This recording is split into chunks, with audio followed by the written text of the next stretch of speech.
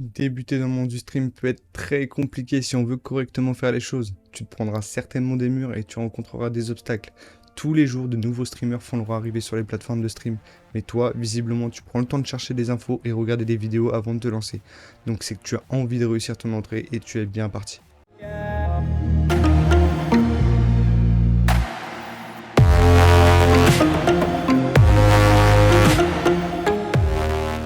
Bonjour YouTube, bonjour à tous, j'espère que ça va pour vous. Moi, ça va pas trop mal pour la simple et bonne raison que je lance ma chaîne avec cette première vidéo. Et j'ai décidé de vous aider en vous donnant quelques conseils pour bien débuter dans le streaming. Alors que tu sois nouveau dans le monde du stream ou que tu veux tout simplement améliorer ta chaîne, tu peux rester ici. Il va falloir choisir ta plateforme et définir ton contenu. On va commencer par ce que tu vas proposer à tes viewers. Tu vas devoir choisir quel contenu tu vas leur partager, que ce soit du multigaming, un genre en particulier, de la construction de Lego ou encore même de la cuisine, tout peut devenir du contenu à diffuser en live. Restons dans l'esprit que c'est un jeu que tu veux streamer. Garde à l'esprit que streamer des jeux tels que Warzone, Fortnite, Apex ou autres, ça peut être compliqué. Prenons Warzone, il y a de très gros streamers sur ce jeu qui raflent à eux plus de 50% des viewers présents sur la catégorie. Mais il n'y a pas que, il y a aussi un nombre interminable de petits streamers. Et le risque, c'est que ta chaîne soit noyée dans la masse, et donc vous aurez très peu, voire aucune visibilité. Moi-même, je stream principalement du Warzone, et ma visibilité, elle est complètement éclatée. Mais ne t'en fais pas, de la visibilité, tu pourras en avoir en postant du contenu sur les réseaux. Par exemple, poste tes meilleurs clips sur TikTok ou même YouTube avec des shorts. Et si tu joues à Warzone, partage tes classes d'armes sur Facebook et Instagram, ça en aidera certains et toi ça t'apportera de la visibilité et de potentiels viewers. En tout cas, quand on débute, il est recommandé de streamer des jeux qui n'ont de préférence pas de gros streamers en live dessus en même temps que toi. Ce que j'entends par gros streamer, c'est quelqu'un qui rafle plus de la moitié des viewers total actuellement sur la chaîne du jeu. Après le contenu, c'est maintenant la plateforme que tu vas devoir choisir. Tu pourras partager ton contenu sur Facebook ou YouTube ou Twitch et aussi ailleurs. Des plateformes, il y en a d'autres, tu pourras la retrouver après quelques petites recherches sur le net. Donc pour cette étape, tu vas devoir regarder les avantages et inconvénients de chaque plateforme. Et surtout, prends ce petit temps-là qui est très important pour la suite. Ce serait dommage de commencer sur Twitch et te rendre compte quelques mois après que finalement Facebook t'aurait mieux convenu. Ok, bon, deuxième étape, très important. Il va te falloir un équipement de qualité. L'équipement est très important dans ce milieu. Alors assure-toi bien que ton matos tienne la route pour que ton contenu soit un minimum professionnel. La chose à faire, d'après moi, c'est d'investir dans un bon micro et une bonne webcam sans hésiter. Ça fera une grande différence dans la qualité de ton contenu. Surtout le micro, c'est tout aussi important, voire plus important que la qualité de l'image que tu vas diffuser. Pose-toi la question, est-ce que tu auras envie de rester sur un live où le micro du gars donne l'impression d'être sur la plage avec un vent assourdissant ?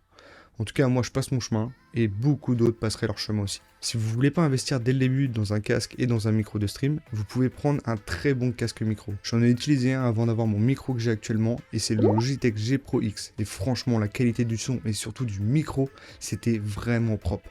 Je te mets un lien dans la description, n'hésite pas à aller voir, il est aux alentours de 100 € je crois. Maintenant, on va parler de la webcam. Alors c'est très partagé, certains vont te dire que c'est pas obligatoire, d'autres vont te dire que si.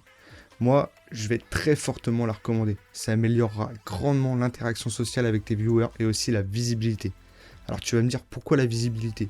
Je vais te donner un exemple. Un gros streamer cherche à raid un petit streamer. C'est souvent la webcam qui rentre dans les critères de recherche, tout simplement. Et qui dit raid dit du monde sur ton live et donc du monde avec qui échanger, verbalement ou gestuellement. Si tu veux pas non plus te casser les dents sur une webcam, tu peux aller voir la Razer Kiyo qui a un très bon rendu, ou encore la Logitech C920. Et si tu peux te permettre de casser le porte-monnaie, alors tu pourras retrouver la Logitech Brio. Pour aller un petit peu plus loin et avoir une bien meilleure qualité, tu pourras utiliser une GoPro ou bien même un appareil photo comme webcam. Mais attention, tous les appareils photo ne pourront pas te servir de webcam.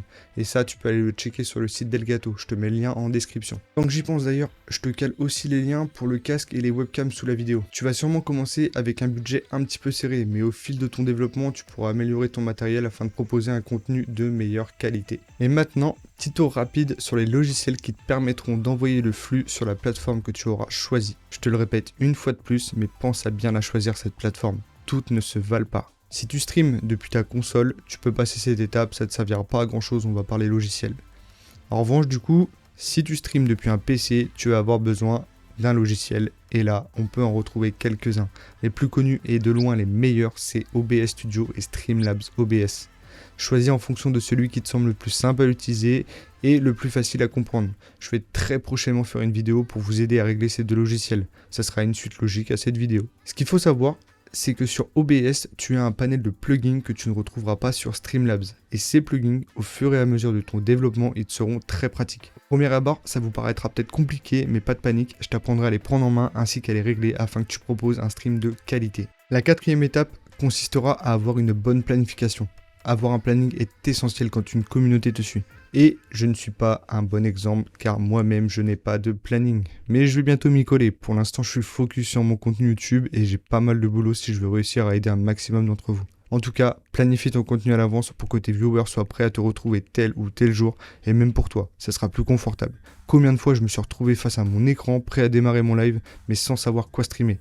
Bien fait pour moi, j'avais qu'à me faire un planning. Tu peux également créer un calendrier de contenu pour planifier les vidéos que tu vas publier sur ta chaîne YouTube ou TikTok. Enfin voilà, ça te permettra de garder un rythme régulier et d'être organisé et attirer un public fidèle. Matériel, logiciel et planning c'est bien, mais streamer ça s'arrête pas à partager le jeu auquel tu es en train de jouer. Il te faudra interagir avec ton public et c'est crucial pour construire une communauté sur ta chaîne. Réponds aux commentaires sur les réseaux, réponds sur le chat de ton live et aussi aux messages privés et implique ton public dans le flux en direct. Propose des events, utilise les widgets mis à ta disposition sur les plateformes. Tu retrouveras des widgets tels qu'une barre d'objectifs de sub, la fameuse sub goal ou celle d'objectifs de follower. Aussi des petits jeux que tes viewers pourront faire entre eux ou avec toi. Tout ça, tu peux les ajouter à ton live depuis ton logiciel de stream.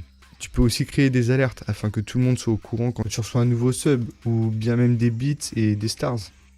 Aïe aïe aïe aïe, vous l'avez entendu ce cut complètement dégueulasse quelques secondes auparavant. Je vais vous dire la chose, c'est que mon montage a été fait en 2 soirs et entre ces 2 soirs-là, je me suis coupé les cheveux. Donc je vous cache pas que refaire ce bout de vidéo avec les cheveux coupés, ça aurait fait vraiment bizarre avec le reste de la vidéo. En bref, tu auras un panel de possibilités à proposer à tes viewers afin qu'ils interagissent avec toi sur ton live. Et maintenant, la dernière étape, tu vas devoir faire ta pub. D'ailleurs, il serait peut-être temps que je fasse la mienne. Tu pourras me retrouver sur Twitch certains soirs, comme le mardi, vendredi et dimanche. Et si tu as besoin d'aide ou d'informations, tu peux me retrouver sur Discord. Je vais te laisser le lien dans la description. Pour t'expliquer, le but de Discord, c'est de réunir chaque personne qui me suit ou des personnes qui ont simplement besoin d'aide afin que nous tous, entre streamers, on s'entraide. Si le contenu te plaît, n'hésite pas à lâcher ton petit pouce bleu et activer la cloche pour la prochaine vidéo. Ça m'apportera de la force et ça me motivera toujours plus pour la suite. Donc pour finir, si tu veux réussir dans le streaming, il va te falloir promouvoir ta chaîne. Utilise les réseaux sociaux pour faire la pub de ton contenu et attirer de nouveaux spectateurs. Participe sur les groupes Facebook et sur les Discord et collabore avec d'autres streamers pour te faire connaître davantage. Voilà mon ami, n'oublie pas que le streaming est une question de passion et de patience. Avec du travail acharné et de la persévérance, tu pourras réussir dans ce domaine passionnant. Ne baisse jamais les bras. A très vite pour une prochaine vidéo.